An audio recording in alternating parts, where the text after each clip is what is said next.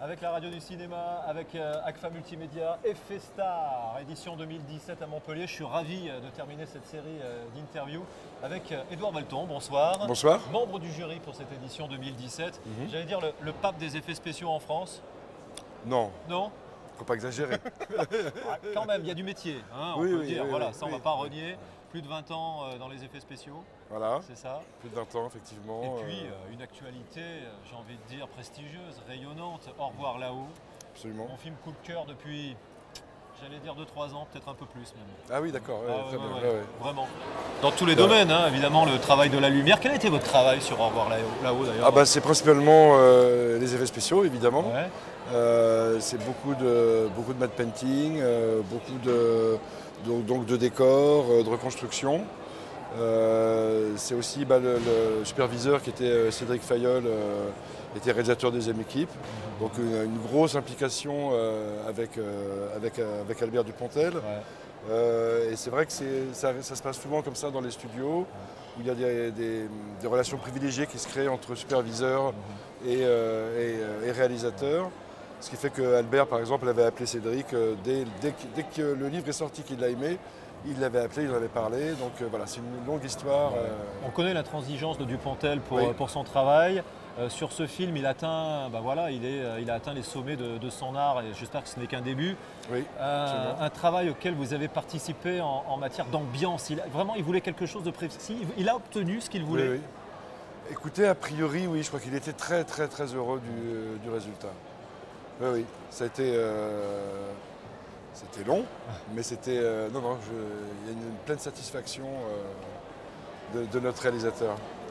Également un autre travail d'actualité, si je peux dire, de saison, Oui. dans lequel on vous verra œuvrer, j'ai envie de dire, c'est le Chabal, l'histoire de un Père Noël un peu, bon vous avez sans doute vu la bande-annonce Exactement, oui, au Santa et compagnie. cinéma. Oui. Là, un travail évidemment différent, beaucoup axé sur les effets spéciaux pour le coup. Là, hein.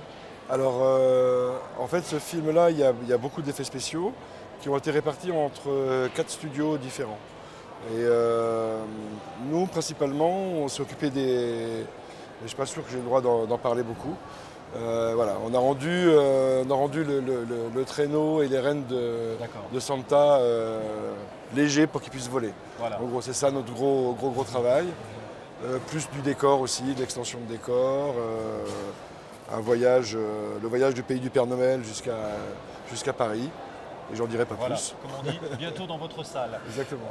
Justement, bientôt 2018, quel est Oui. votre programme chargé? Programme chargé. Il n'y a pas que du cinéma oui, d'ailleurs, hein, j'imagine. Oui, il n'y a pas que du cinéma. Effectivement, il y a de l'animation aussi, des films d'animation. Micro, c'est l'un des gros studios d'animation à Paris.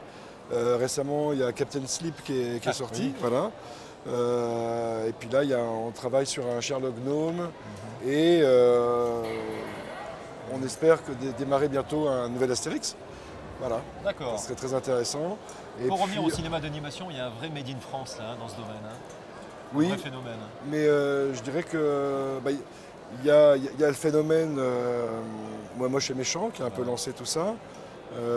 Astérix, on espère bien relancer également à travers cette licence. Mais il y a surtout une excellence du travail, que ce soit en animation ou en effets spéciaux, effectivement des jeunes Français, avec des écoles comme Artefix ici à Montpellier. Des Folies Images à Valence par exemple. Complètement. Et il y a un vrai savoir-faire et une vraie demande des studios à travers le monde pour nos artistes. En 20-22 ans, vous avez vu évoluer la technique. Oui. Évidemment, ça vous a simplifié le travail ou juste accéléré le travail? Je dirais ni l'un ni l'autre en quelque sorte. Ça nous permet de faire Plus d'exigence. Plus d'exigence, de faire plus de choses.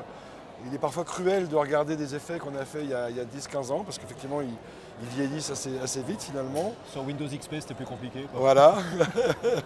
Mais aujourd'hui, ce qui est magique, c'est qu'effectivement, on arrive à faire de plus en plus de choses, mais avec des moyens qui sont de plus en plus énormes, avec une mondialisation aussi des effets. Il y a beaucoup de choses qui se font au Canada, qui se font en Angleterre, mais aussi en Nouvelle-Zélande. Il y a beaucoup de pays émergents aussi dans les pays de l'Est. Et des Français un peu partout dans ces pays. Il y a des Français un peu partout dans ces pays, absolument, qui sont à des postes importants. FStar 2017, bonne expérience, bon film, bon moment pour Ouais, vous. très bonne expérience. Ouais. Je suis très content et en plus, je suis content de revenir, comme je disais tout à l'heure. Cette année, j'ai travaillé avec deux réalisatrices qui étaient présentes ici en compétition. Ouais. Donc voilà, ça fait toujours plaisir. Et le niveau, effectivement, monte d'année en année. Voilà, donc très très content. À bientôt, Edouard Valton, même si on ne vous voit pas, mais voilà. Comme je disais avec d'autres interlocuteurs, souvent c'est un petit peu vers la fin du générique, mais bon, vous êtes là quand même. Complètement. Il y a un petit peu de frustration, non? Ça arrive Non, ça va, tout va bien. Ça fait partie du... Non, j'ai plus l'âge d'être frustré. À bientôt.